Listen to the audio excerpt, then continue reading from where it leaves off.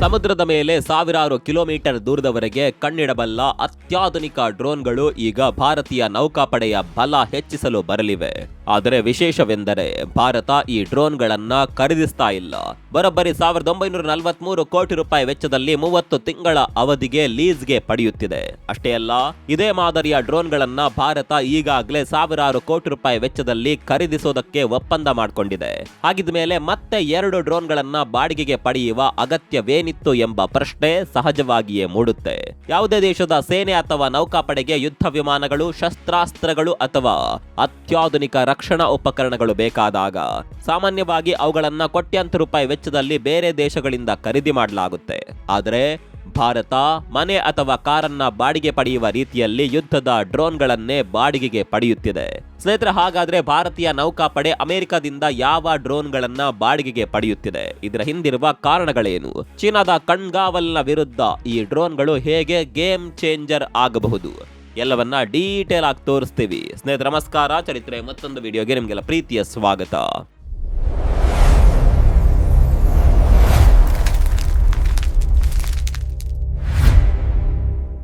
ಭಾರತೀಯ ನೌಕಾಪಡೆಗಾಗಿ 2 ಅತ್ಯಾಧುನಿಕ MQ-9B C guardian ಡ್ರೋನ್ಗಳನ್ನ 30 ತಿಂಗಳ ಅವಧಿಗೆ ಲೀಸ್ಗೆ ಪಡೆಯಲಾಗ್ತಾ ಇದೆ. ಈ ಒಪ್ಪಂದದ ಒಟ್ಟು ಮೌಲ್ಯ ಬರೋಬ್ಬರಿ 1943 ಕೋಟಿ ರೂಪಾಯಿ.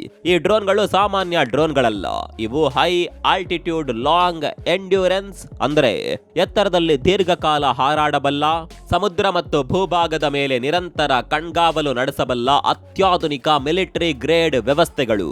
ಇವುಗಳನ್ನ ಸಾಮಾನ್ಯವಾಗಿ ಯಾರು ಬೇಕಾದರೂ ವಾಣಿಜ್ಯವಾಗಿ ಬಾಡಿಗೆ ಪಡೆಯಲು ಸಾಧ್ಯವಿಲ್ಲ.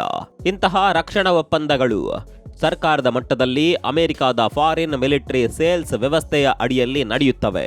ಈ ಒಪ್ಪಂದದಲ್ಲಿ ಡ್ರೋನ್ಗಳ ಜೊತೆಗೆ ಅವುಗಳಿಗೆ ಅಗತ್ಯವಿರುವ ಬಿಡಿಭಾಗಗಳು, ನಿರ್ವಹಣೆ, ತರಬೇತಿ ಮತ್ತು ತಾಂತ್ರಿಕ ನೆರವು ಕೂಡ ಸೇರಿವೆ. ಅಂದ್ರೆ ಭಾರತ ಕೇವಲ ಡ್ರೋನ್ಗಳನ್ನ ಮಾತ್ರವಲ್ಲ, ಸಂಪೂರ್ಣ ಸೇವಾ ಪ್ಯಾಕೇಜ್ ಅನ್ನ ಲೀಸ್ಗೆ ಪಡೆಯುತ್ತಿದೆ. ಸ್ನೇಹಿತರೆ, ಒಂದು MQ-9B ಡ್ರೋನ್ ಅನ್ನ ಸಂಪೂರ್ಣವಾಗಿ ಖರೀದಿ ಮಾಡಬೇಕಾದ್ರೆ ಅದರ ಬೆಲೆ ಕೋಟ್ಯಾಂತರ ರೂಪಾಯಿಗಳಷ್ಟಿರುತ್ತೆ. ಅದರ ಜೊತೆಗೆ ಸೆನ್ಸಾರ್ಗಳು, ಗ್ರೌಂಡ್ ಕಂಟ್ರೋಲ್ ಸ್ಟೇಷನ್, ತರಬೇತಿ, ನಿರ್ವಹಣೆ ಸೇರಿದಂತೆ ಹಲವು ವೆಚ್ಚಗಳು ಸೇರುತ್ತವೆ. ಹೀಗಾಗಿ ಒಂದೇ ಬಾರಿಗೆ ದೊಡ್ಡ ಮೊತ್ತವನ್ನ ಹೂಡಿಕೆ ಮಾಡುವ ಬದಲು ತಕ್ಷಣದ ಅಗತ್ಯವನ್ನ ಪೂರೈಸಲು ಲೀಸ್ ವ್ಯವಸ್ಥೆ ಬಳಸೋದು ಒಂದು ತಂತ್ರ. 2024ರ ಅಕ್ಟೋಬರ್ನಲ್ಲೇ ಭಾರತ ಅಮೆರಿಕದೊಂದಿಗೆ ದೊಡ್ಡ ಒಪ್ಪಂದ ಮಾಡಿಕೊಂಡಿತ್ತು. ಭಾರತೀಯ ನೌಕಾಪಡೆಗಾಗಿ 15 MQ-9B ಸಿ ಗಾರ್ಡಿಯನ್ ಹಾಗೂ ಸೇನೆ ಮತ್ತು ವಾಯುಪಡೆಗಾಗಿ 16 MQ-9B ಸ್ಕೈ ಗಾರ್ಡಿಯನ್ ಡ್ರೋನ್ಗಳನ್ನ ಖರೀದಿಸುವ ಯೋಜನೆ ರೂಪಿಸಲಾಗಿದೆ. ಭಾರತದ ರಕ್ಷಣಾ ವ್ಯವಸ್ಥೆಯಲ್ಲಿ ಯಾವುದೇ ದೊಡ್ಡ ಉಪಕರಣವನ್ನ ಖರೀದಿಸುವುದು ಸುಲಭದ ಪ್ರಕ್ರಿಯೆಯಲ್ಲ. ಹಲವು ಹಂತಗಳ ಅನುಮೋದನೆ, ಮೌಲ್ಯಮಾಪನ, ಮಾತುಕತೆ, ಉತ್ಪಾದನೆ ಮತ್ತು ವಿತರಣೆ ಸೇರಿದಂತೆ ದೊಡ್ಡ ಪ್ರಕ್ರಿಯೆ ಇರುತ್ತೆ. 2024ರಲ್ಲಿ ಆರ್ಡರ್ ಮಾಡಿರುವ ಡ್ರೋನ್ಗಳ ಮೊದಲ ವಿತರಣೆ ನಮಗೆ 2028ರಿಂದ 29ರ ವೇಳೆಗೆ ಸಿಗುವ ಸಾಧ್ಯತೆ ಇದೆ. ಸಂಪೂರ್ಣ ವಿತರಣೆ ಇನ್ನೂ ಹೆಚ್ಚಿನ ಸಮಯ ತೆಗೆದುಕೊಳ್ಳಬಹುದು. ಆದರೆ ಅಲ್ಲಿವರೆಗೆ ಭಾರತ ಸುಮ್ಮನೆ ಕಾಯಲು ಸಾಧ್ಯವಿಲ್ಲ. ಇದನ್ನ ಒಂದು ಸರಳ ಉದಾಹರಣೆ ಮೂಲಕ ಅರ್ಥ ಮಾಡಿಕೊಳ್ಳಬಹುದು. ನೀವು ಒಂದು ದೊಡ್ಡ ಮನೆ ಖರೀದಿಸಲು ಹಣ ಕೂಡಿಡ್ತೀರಿ ಅಂತ ಅಂದುಕೊಳ್ಳಿ. ಆ ಮನೆ ನಿರ್ಮಾಣವಾಗಿ ನಿಮ್ಮ ಕೈಗೆ ಬರುವವರೆಗೆ ನೀವು ಎಲ್ಲಾದರೂ ಬಾಡಿಗೆ ಮನೆಯಲ್ಲಿ ಇರಬೇಕಾಗುತ್ತೆ. ಅದೇ ರೀತಿ ಭಾರತ ತನ್ನ ಸ್ವಂತ ಡ್ರೋನ್ಗಳು ಬರುವವರೆಗೆ ಈ ಲೀಸ್ ಡ್ರೋನ್ಗಳನ್ನ ಬಳಸಿಕೊಳ್ತಾ ಇದೆ. ಭಾರತದ ದೃಷ್ಟಿಯಿಂದ ಈ ಡ್ರೋನ್ಗಳ ಪ್ರಮುಖ ಬಳಕೆ ಹಿಂದೂ ಮಹಾಸಾಗರ ಪ್ರದೇಶದ ಕಣ್ಗಾವಲು. ಭಾರತದ ಸ್ವಂತ MQ-9B ಡ್ರೋನ್ಗಳು ಸಂಪೂರ್ಣವಾಗಿ ಸೇವೆಗೆ ಬರುವವರೆಗೆ ಹಿಂದೂ ಮಹಾಸಾಗರ ಪ್ರದೇಶದಲ್ಲಿ ಯಾವುದೇ ರೀತಿಯ ಕಣ್ಗಾವಲು ಅಥವಾ ಭದ್ರತಾ ಅಂತರ ಉಂಟಾಗಬಾರದು ಎಂಬ ಕಾರಣಕ್ಕಾಗಿ ಈಗಲೇ 2 ಡ್ರೋನ್ಗಳನ್ನ ಲೀಸ್ಗೆ ಪಡೆಯಲಾಗ್ತಾ ಇದೆ.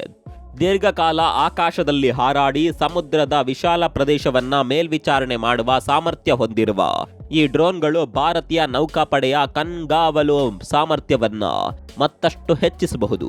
ಅಷ್ಟೇ ಅಲ್ಲ, ಪೋಲೆಂಡ್ನಂತಹ ಕೆಲವು ದೇಶಗಳು ಇದೇ ರೀತಿಯ ಮೊದಲು ಲೀಸ್ ನಂತರ ಖರೀದಿ ಮಾದರಿಯನ್ನ ಬಳಸಿಕೊಂಡಿವೆ. ಹೀಗಾಗಿ ಇದು ಕೇವಲ 2 ಡ್ರೋನ್ಗಳನ್ನ ಬಾಡಿಗೆಗೆ ಪಡೆಯುವ ಒಪ್ಪಂದವಲ್ಲ. ಭಾರತದ ಸ್ವಂತ ಡ್ರೋನ್ಗಳು ಸೇವೆಗೆ ಸೇರುವವರೆಗೆ ರಕ್ಷಣಾ ಸಾಮರ್ಥ್ಯದಲ್ಲಿ ಯಾವುದೇ ಖಾಲಿ ಜಾಗ ಉಂಟಾಗದಂತೆ ನೋಡಿಕೊಳ್ಳುವ ತಾತ್ಕಾಲಿಕ ತಂತ್ರವೂ ಹೌದು. ಈ ಲೀಸ್ ಒಪ್ಪಂದದ ಪ್ರಮುಖ ಲಾಭವೆಂದರೆ ಡ್ರೋನ್ ನಿರ್ವಹಣೆ ಮತ್ತು ತಾಂತ್ರಿಕ ಸಮಸ್ಯೆಗಳ ಹೊಣೆಗಾರಿಕೆ ಬಹುತೇಕ ಪೂರೈಕೆದಾರರ ಮೇಲಿರುತ್ತದೆ. ಉದಾಹರಣೆಗೆ 2024ರ ಸೆಪ್ಟೆಂಬರ್ನಲ್ಲಿ ಅರಕ್ಕೋಣಂನ INS ರಾಜಾಳಿಯಿಂದ ಕಾರ್ಯನಿರ್ವಹಿಸ್ತಾ ಇದ್ದ ಲೀಸ್ ಪಡೆದ ಡ್ರೋನ್ ತಾಂತ್ರಿಕ ಸಮಸ್ಯೆಯಿಂದ ಬಂಗಾಳ ಕೊಲ್ಲಿಯಲ್ಲಿ ಸ್ಥಗಿತಗೊಂಡಿತ್ತು. ಆಗ ಜನರಲ್ ಅಟಾಮಿಕ್ಸ್ ಸಂಸ್ಥೆ ಯಾವುದೇ ಹೆಚ್ಚುವರಿ ಶುಲ್ಕವಿಲ್ಲದೆ ಮತ್ತೊಂದು ಡ್ರೋನ್ ಅನ್ನ ಬದಲಿಯಾಗಿ ನೀಡಿತು. ಇದು ಲೀಸ್ ಒಪ್ಪಂದದ ಪ್ರಮುಖ ಪ್ರಯೋಜನಗಳಲ್ಲಿ ಒಂದು. ಸ್ನೇಹಿತರೆ, ಭಾರತದ ಪಾಲಿಗೆ ಈ ಡ್ರೋನ್ಗಳು ಯಾಕೆ ಇಷ್ಟು ಮಹತ್ವದ್ದಾಗಿವೆ? 2 ಪ್ರಶ್ನೆಗಳು ನಿಮ್ಮಲ್ಲಿರಬಹುದು. MQ-9B ಸಿ ಗಾರ್ಡಿಯನ್ ಅನ್ನ ವಿಶ್ವದ ಅತ್ಯಾಧುನಿಕ ದೀರ್ಘ ವ್ಯಾಪ್ತಿಯ ಕಣ್ಗಾವಲು ಡ್ರೋನ್ಗಳಲ್ಲಿ ಒಂದೆಂದು ಪರಿಗಣಿಸಲಾಗುತ್ತೆ. ಇದು ಕೇವಲ ಕ್ಯಾಮೆರಾ ಹೊಂದಿರುವ ಡ್ರೋನ್ ಅಲ್ಲ, ಇದು ಗುಪ್ತಚರ ಮಾಹಿತಿ ಸಂಗ್ರಹಣೆ, ಕಣ್ಗಾವಲು ಮತ್ತು ವಿಚಕ್ಷಣಾ ಕಾರ್ಯಾಚರಣೆಗಳಿಗೆ ಬಳಸಬಹುದಾದ ಅತ್ಯಾಧುನಿಕ ವ್ಯವಸ್ಥೆ. ಈ ಡ್ರೋನ್ಗಳು ಸುಮಾರು 30 ಗಂಟೆಗಳಿಗೂ ಹೆಚ್ಚು ಕಾಲ ನಿರಂತರವಾಗಿ ಆಕಾಶದಲ್ಲಿ ಹಾರಾಡಬಲ್ಲವು. ಉಪಗ್ರಹ ಸಂಪರ್ಕದ ಮೂಲಕ ನೆಲದ ನಿಯಂತ್ರಣ ಕೇಂದ್ರದಿಂದ ಸಾವಿರಾರು ಕಿಲೋಮೀಟರ್ ದೂರದಲ್ಲಿದ್ದರೂ ಅವುಗಳನ್ನು ನಿರ್ವಹಿಸಬಹುದು. ಇದರ ಮತ್ತೊಂದು ವಿಶೇಷತೆ ಅಂದರೆ ನಾಗರಿಕ ವಿಮಾನಯಾನ ವ್ಯವಸ್ಥೆಯೊಂದಿಗೆ ಸಂಯೋಜನೆ ಸಾಮರ್ಥ್ಯ. ಅಂದರೆ ಸಾಮಾನ್ಯ ಪ್ರಯಾಣಿಕ ವಿಮಾನಗಳು ಸಂಚರಿಸುವ ವಾಯು ಪ್ರದೇಶದಲ್ಲಿಯೂ ಅಗತ್ಯ ನಿಯಮಗಳನ್ನು ಪಾಲಿಸಿಕೊಂಡು ಕಾರ್ಯನಿರ್ವಹಿಸುವ ಸಾಮರ್ಥ್ಯ ಇದಕ್ಕಿದೆ. ಸಿ ಗಾರ್ಡಿಯನ್ ಎಂಬುದು MQ-9B ಕುಟುಂಬದ ಸಂಪೂರ್ಣ ಕಣ್ಗಾವಲು ಆವೃತ್ತಿ. ಸಮುದ್ರದ ಮೇಲೆ ಕಣ್ಗಾವಲು ನಡೆಸಲು ಇದರಲ್ಲಿ ವಿಶೇಷ ಸೆನ್ಸಾರ್ಗಳು ಮತ್ತು ರೇಡಾರ್ಗಳಿವೆ. ಮುಖ್ಯವಾಗಿ ನೀರಿನ ಅಡಿಯಲ್ಲಿ ಅಡಗಿರುವ ಶತ್ರು ದೇಶಗಳ ಜಲಾಂತರ್ಗಾಮಿ ನೌಕೆಗಳನ್ನು ಪತ್ತೆ ಹಚ್ಚಿ ಅವುಗಳ ಚಲನವಲನವನ್ನ ಟ್ರ್ಯಾಕ್ ಮಾಡಲು ಇದು ನೆರವಾಗಬಹುದು. ಒಂದು ಹಡಗನ್ನ ಗಂಟೆಗಟ್ಟಲೆ ಹಿಂಬಾಲಿಸಬೇಕಾದ್ರೆ ಅಥವಾ ವಿಶಾಲ ಸಮುದ್ರ ಪ್ರದೇಶದ ಮೇಲೆ ನಿರಂತರ ಕಣ್ಣಿಡಬೇಕಾದ್ರೆ ಪೈಲಟ್ಗಳನ್ನ ಅಪಾಯಕ್ಕೆ ಒಳಪಡಿಸುವ ಬದಲು ಆ ಡ್ರೋನ್ಗಳನ್ನ ಬಳಸಬಹುದು.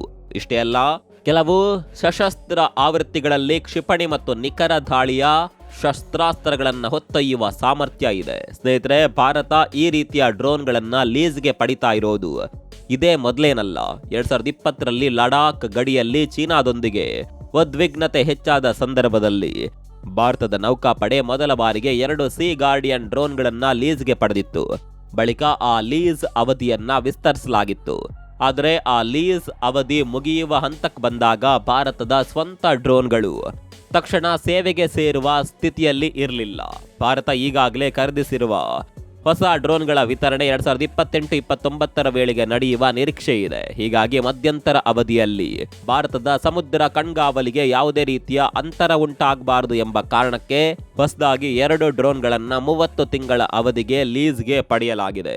ಹೊಸ ಮತ್ತು ಹಳೆಯ ಲೀಸ್ ಅವಧಿಗಳು ಸ್ವಲ್ಪ ಸಮಯದವರೆಗೆ ಒಂದಕ್ಕೊಂದು ಹೊಂದಿಕೆಯಾಗಲಿವೆ. ಇದರಿಂದ ಭಾರತೀಯ ನೌಕಾಪಡೆಗೆ ಒಟ್ಟಿಗೆ 4 ಸಿ ಗಾರ್ಡಿಯನ್ ಡ್ರೋನ್ಗಳನ್ನ ಬಳಸುವ ಅವಕಾಶ ಸಿಗಬಹುದು. ಇದರ ಮತ್ತೊಂದು ಪ್ರಯೋಜನವೇನೆಂದರೆ ಭಾರತೀಯ ಸಿಬ್ಬಂದಿಗೆ ಡ್ರೋನ್ಗಳ ಕಾರ್ಯಾಚರಣೆ, ನಿರ್ವಹಣೆ ಮತ್ತು ತಾಂತ್ರಿಕ ವ್ಯವಸ್ಥೆಗಳ ಬಗ್ಗೆ ಹೆಚ್ಚಿನ ತರಬೇತಿ ಪಡೆಯಲು ಸಮಯ ಸಿಗುತ್ತೆ.